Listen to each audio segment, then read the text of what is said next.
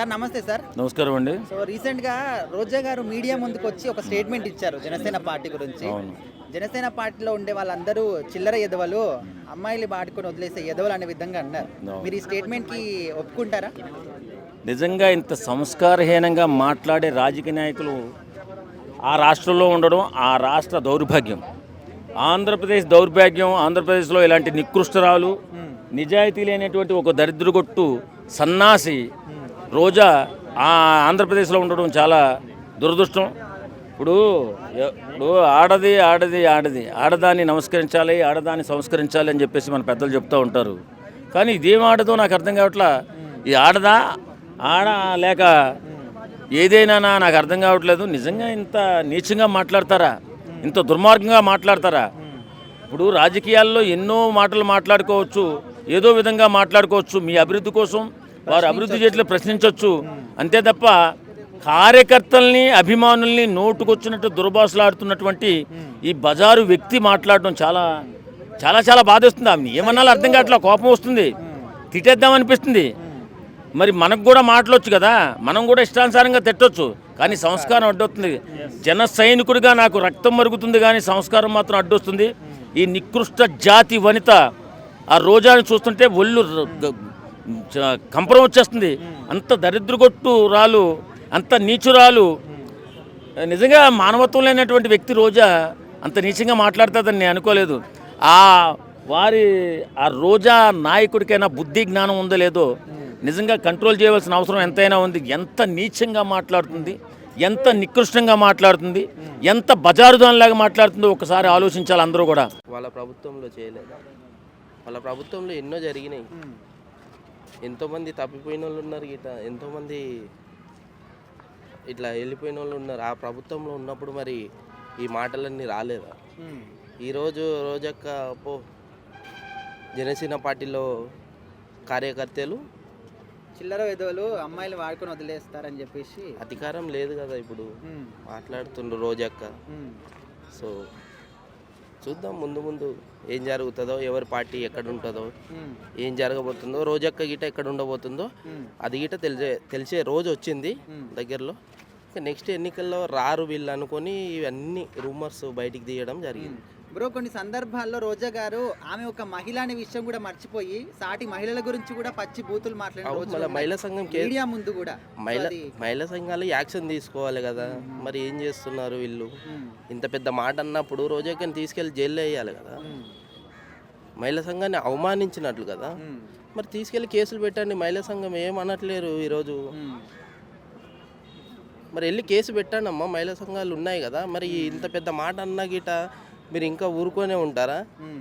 రేపు ఇంకోటి అంటది.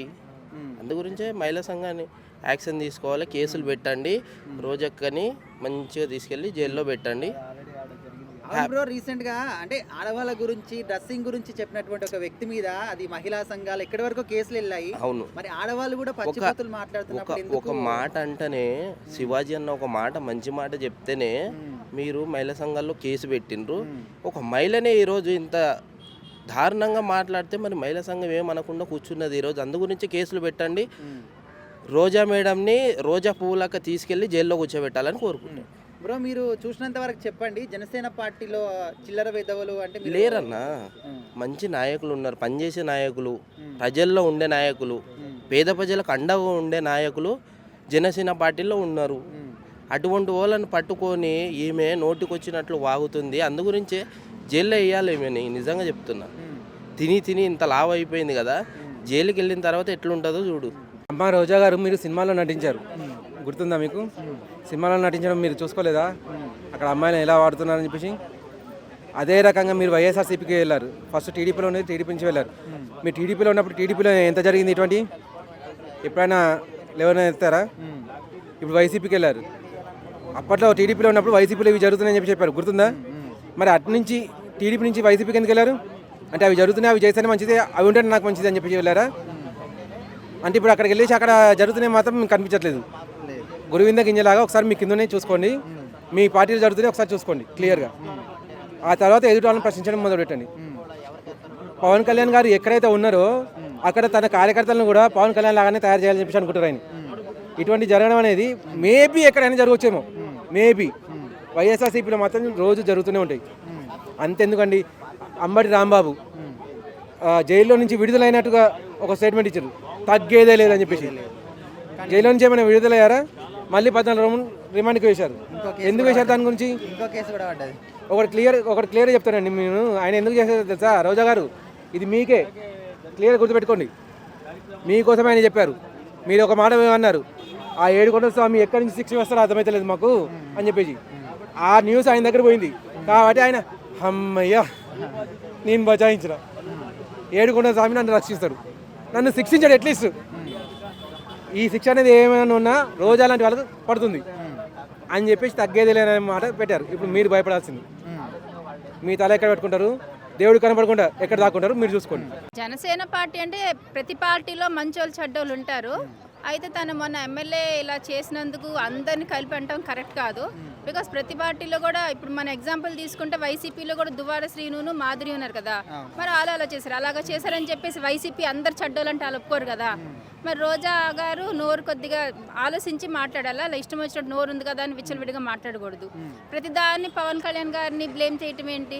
చిల్లర వెధవలు ఆలాలు ఆడుకుని వదిలేస్తారంటే పవన్ కళ్యాణ్ గారు ఒక్కలేనా? ఇంకెవ్వరు లేరా చిల్లర వాళ్ళు? ప్రతి పార్టీలో మంచోళ్ళు చెడ్డోళ్ళు ఉంటారు. సో అలా అనకూడదు, తప్పు అది చాలా. మేడం, ఇప్పుడు రోజా గారి ఒక్క విషయంలో అని కాదు, చాలా సందర్భాల్లో ఒక మహిళ అనే విషయం కూడా మర్చిపోయి సాటి మహిళను కూడా పచ్చి బూతులు తిట్టిన రోజులు ఉన్నాయి. సో ఆమె ఎందుకు ఈ విధంగా రెచ్చిపోయి మాట్లాడతారు అనుకోవచ్చు? అసలు రీజన్ ఏంటంటారు ఆమెకు?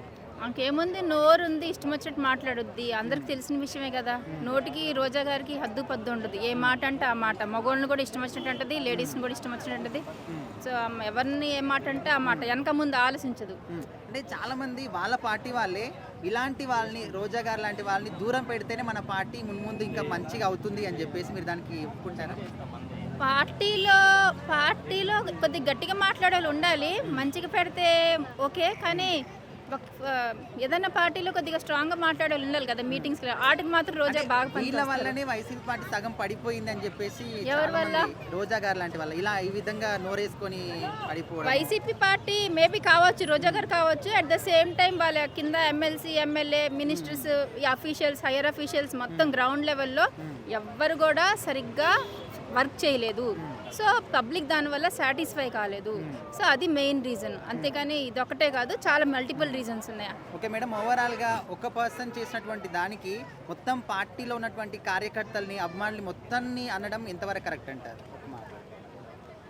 అందరిని అంటే ఇప్పుడు అపోజిషన్ పార్టీస్ ఎప్పుడు గోతికాడు నక్కల్లాగా రెడీగా ఉంటారు రూలింగ్ పార్టీని అనడానికి. ఇప్పుడు పవన్ కళ్యాణ్ గారు డిప్యూటీ సీఎం అయ్యారు, దానికి వాళ్ళకి కడుపులో మంట వచ్చేస్తుంది, కళ్ళల్లో నుంచి నిప్పులు కక్కుతున్నారు. ఎక్కడ అవకాశం దొరుకుద్దా, ఎలా బురద జిమ్ముదామా అని గోతికాడు నక్కల్లాగా ఉంటారు. దానికి మొన్న ఎమ్మెల్యే శ్రీధర్ గారు అవకాశం ఇచ్చినట్టు అయింది. ఇక ఏమో నోటికి ఎట్లా అంటే అట్లా మాట్లాడుతుంది. అగ్రి చేయనండి. ఎందుకంటే ఒక ప్రజల నుంచి ఎంతో ఆమోదం పొంది అత్యధిక మెజార్టీతో గెలుపొందిన నాయకుల్ని మనం చిల్లర వెధవలు అంటాం. నిజంగా చిల్లర వెధవలు మాత్రం అలాగ అనగలరండి, అంతకంటే మనం ప్రత్యేకంగా చెప్పనవసరం లేదు. కానీ ఇక్కడ ఇప్పుడు ఎంత ఇది లేకపోతే ప్రజల అంత ఆమోదంతో గెలిపిస్తారు. గెలిపించిన వాళ్ళని వాళ్ళని చిల్లర వెధవలు అంటమే కాదు, ఆయనకు ఓట్లేసి గెలిపించిన అందరినీ కూడా నువ్వు చిల్లర వెధవలు అన్నట్టే. అది ఎంత దారుణం అనేది మనం ప్రత్యేకంగా చెప్పనవసరం లేదు. దానికోసం ఏంటంటే ఎప్పుడైనా సరే నువ్వు చిల్లర వెధవలు అనాలంటే కనుక వాళ్ళు ఏదైనా వ్యక్తిగతంగా చేసిన వాడిని మాత్రమే అనాలి. జనసేన మొత్తం అందరినీ అంటానికి నీకు రైట్స్ లేవు. ఎందుకంటే ఒకవేళ అలాగన్నామంటే కనుక అందరికంటే ముందు చిల్లర వెధవ అయ్యేది రోజానే. ఎందుకంటే అది చాలా తప్పు. చిల్లర వెధవలు అని అంటాం ఏంటండి, ఆవిడకి ఏదో పేమెంట్ గట్టిగా అందుతుంది, గట్టిగా ఎంత గట్టిగా అంతే అంత గట్టిగా వాగుద్ది అన్న సంగతి మన ప్రత్యేకంగా చెప్పనవసరం లేదు. సార్, ఇప్పుడు ఇదేమి కొత్త కాదు. గతంలో కూడా చాలా సందర్భాల్లో సాటి మహిళల్ని కూడా తిట్టిన రోజులు ఉన్నాయి, పచ్చి బూతులు అవి కూడా. అవునండి. అంటే ఇలాంటి వాటి వల్లనే పార్టీ కూడా సగం పడిపోయింది అని చెప్పేసి చాలా మంది నమ్ముతున్నారు. అవునండి. మరి ఇంకా కూడా ఆమె ధోరణి ఎందుకు మార్చుకోవట్లేదు అంటారు? మార్చుకోదండి. ఎందుకంటే ఆవిడ ఆ విధంగా తిడితేనే ఆవిడకి ఫండ్స్ వస్తాయి. ఆవిడకి పేటిఎంలో అమౌంట్ పడుతుంది అంటాం. అది నేను అంటాం కాదు, యాక్చువల్గా విజయసాయి రెడ్డి గారే స్వయంగా చెప్పారు. విజయసాయి రెడ్డి గారు పేటిఎం గాళ్ళు అంటే ఎవరో, పేటిఎం గాళ్ళు అంటే ఎవరు పార్టీలు ఉంటారో ఏ పార్టీలో ఉంటారని మనం ప్రత్యేకంగా చెప్పనవసరం. ఆ విధంగా అంత వాగుడు వాగి చిల్లరగాళ్ళు అంటాం అనేది, వాళ్ళకు ఓట్లు వేసి గెలిచిన ప్రజలను కూడా చిల్లరగాళ్ళు అంటమే. అది చాలా దారుణం అండి స్టేట్మెంట్. అయితే ఆవిడ నిజంగా మనిషి అయితే కనుక నిజంగా మనిషి అయితే కనుక ఆ స్టేట్మెంట్ వెనక్కి తీసుకోవాలి. సార్ ఒకవేళ తప్పు చేసిన వాళ్ళ ఒకవేళ నిజంగా తప్పు చేసి ఉండొచ్చు, బట్ తప్పు చేసిన ఒక వ్యక్తి గురించి కాకుండా అందరి గురించి ఆ విధంగా బ్యాడ్ చేసి మాట్లాడడం కరెక్ట్ అంటారా? ఆవిడ అలాగే మాట్లాడుతుందండి. ఎందుకంటే చిల్లర స్థాయి మనుషులు, చిల్లర వెధవలు అలాగే మాట్లాడతారు. ఎందుకంటే ఆవిడ నిజంగా చిల్లర వెధవ అని చెప్పాలంటే మనం ప్రత్యేకంగా చెప్పనవసరం లేదు. ఎందుకంటే ఒక ఎమ్మెల్యేనో ఎంపీ గారు ఆవిడ ఎవరెవరితో ఏ లాడ్జిలో దొరికేసిందో క్లియర్గా చెప్పేశాడు ఒకసారి. అంటే ఎవరెవరితో పడుకుందో కూడా. అటువంటిప్పుడు అంత దారుణంగా ఒకళ్ళతో ఎన్నో రాత్రులు గడిపి ఎంతోమందితో తిరిగిన ఆవిడ ఇంకొకళ్ళని చిల్లరగాళ్ళు అంటాం అనేది ఈవిడ ఎంత చిల్లర మనిషి అనేది మనం ప్రత్యేకంగా చెప్పనవసరం. ఈ అధికారంలోకి వచ్చిన తర్వాత 2019 నుంచి 2024 వరకు ఎంత సంపాదించిందో మనం చెప్పక్కలే. ఇప్పుడు చూడాలంటే ఆవిడకి 18 విల్లాలు ఉన్నాయటండి. ఒకప్పుడు 2024, 2014 వరకు కూడా నేను ఆవిడ చెప్పిన స్టేట్మెంట్ నేను స్వయంగా చూశాను. జబర్దస్త్లో చేసిన డబ్బులతోటి నాకు వస్తే మొన్నటి వరకు నేను ఆ వడ్డీలు కట్టుకున్నాను, అసలు ఇంకా తీర్చలేదని చెప్పడం నేను చూశాను, ఏడుతా వాగడం నేను చూశాను. అటువంటిప్పుడు నువ్వు బలిసిపోయి నీకేదో డబ్బులు వచ్చేసినాయి అని, నీ కోట్లు ఎవడో ఇస్తున్నాడు అనేసి వాళ్ళు ఇచ్చిన మాటల కోసం నువ్వు చిల్లర వేదవులని వాగటం అనేది నీ చిల్లర సంస్కారానికి, నీ చిల్లరతనానికి ఉదాహరణ తప్ప అంతకంటే ఏం కాదు. ఇప్పుడు రోజా మేడం గారు గతంలో ప్రజాక్షేత్రంలో ఉన్నారు, ప్రస్తుతం కూడా మాజీగా ఉండొచ్చు. జనాలు అన్నప్పుడు మంచి ఉంటారు, చెడు ఉంటారు. అందరినీ కలిపి అలా అనడం అనేది ప్రత్యేకంగా జనసేనను వాళ్ళు అనడం చాలా పొరపాడుతున్నాం. మరి అట్లా అహంకారంతో పూరితమైన మాటలు మాట్లాడడం అనేది చాలా తప్పు. రోజా మేడం గారు, మీరు ఒక హోదాలో ఉండి వచ్చిన వాళ్ళే, అన్ని చూసిన వాళ్ళే. ప్రత్యేకంగా జనసేన పార్టీ వాళ్ళను అవమానించడం, అట్లా మాట్లాడడం అనేది చాలా తప్పు. ఈ యొక్క మాటను మీరు వెనక్కి తీసుకోండి. రాజకీయాలు ఉన్నాక వ్యక్తిగతం ఉండొచ్చు, అవి ఉండకపోవచ్చు, కానీ అందరూ చిల్లరగా అనే మాట మాత్రం చాలా తప్పిదం అండి. మీరు చాలా తప్పుడు మాట అది. దయచేసి మీరు ఆ మాటను వెనక్కి తీసుకోండి, క్షమాపణ చెప్పాలి మనస్ఫూర్తిగా. అన్న ఇప్పుడు ఓన్లీ కూటమి వాళ్ళే కాకుండా వైసీపీలో ఉన్న వాళ్ళు కూడా ఆ పార్టీ పతనం అవ్వడానికి రోజా గారు అవి మాట్లాడే మాటలు ప్రధాన కారణం అని చెప్పేసి చాలా మంది అంటున్నారు. దానికి మీరు ఒప్పుకుంటారా? అది ఖచ్చితం అండి, 100%. ఆ రోజా మేడం గారు ఎవరిని గెలిచిన తర్వాత ఏమవుతుందంటే వాళ్ళు ఓడిపోవడం, లేకుండా వాళ్ళకి ఏదో జరిగిపోవడం అనేది ఒక అపశుభంగా మారిపోతుంది. మళ్ళీ రావాలన్నా కానీ ఆ రోజా మేడం గారు కలవకండి. ఒకవేళ కలిస్తే మాత్రం ఇక అంతే సంగతులు మీకు అందరూ చూసే ఉంటారు. అది పరిస్థితి అన్న. ఇప్పుడు జగన్మోహన్ రెడ్డి గారి పార్టీ మళ్ళీ పుంజుకోవాలంటే రోజా గారు అండ్ పేర్ని నాన్న అంటే ఇలాంటి వాళ్ళని దూరం పెడితేనే అది సాధ్యమవుతుందని మీరు అనుకుంటున్నారా? జగన్మోహన్ అనే కాదండి, ఇప్పుడు ఆంధ్రప్రదేశ్లో దేవుళ్ళు లాంటి ఒక పవన్ కళ్యాణ్ గారు వచ్చారు. ఆయన ఉన్నంత వరకు ఆయన చేసే మంచి పనుల ముందే మళ్ళీ ఏ పార్టీ కూడా ముందుకు రాకూడదు కూడా. అంటే చాలా మంది చాలా స్ట్రాంగ్గా బిలీవ్ చేస్తున్నారు నెక్స్ట్ వచ్చే ఎలక్షన్స్లో సీఎంగా మళ్ళీ జగన్ గారే వస్తారు అని చెప్పేసి. అవన్నీ అపోహలండి. ఇప్పుడు ప్రభుత్వం మంచి పనులు చేస్తుంది, జనాలకు అందుబాటులో ఉన్నారు. పవన్ కళ్యాణ్ గారు ఈరోజు ఉన్న సమస్యను రాత్రికి తీరుస్తున్నారు. రోడ్డు కావాలన్నా కానీ ఎవరు అడిగినా కానీ తక్షణమే ఆ సమస్య పైన ఆలోచన చేసి పరిష్కరిస్తున్నారు. అంతకుమించి అంతకన్నా మంచి నాయకుడు ఆంధ్రప్రదేశ్ దొరకడం అనేది వాళ్ళ అదృష్టం. అంటే ఇది ఏదో వచ్చిన కొత్తలా వాళ్ళ ఉనికిని చాటుకోవడానికి ఈ విధంగా చేస్తున్నారు, 5 years మాత్రం చెయ్యరు అని చెప్పేసి అంటున్నారు.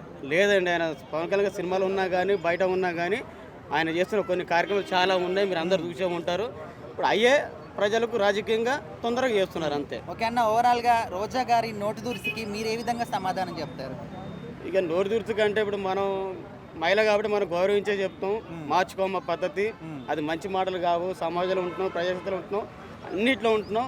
ఇకనైనా అటువంటి పదాలు వాడకుండా ఉంటే మంచిదమ్మా.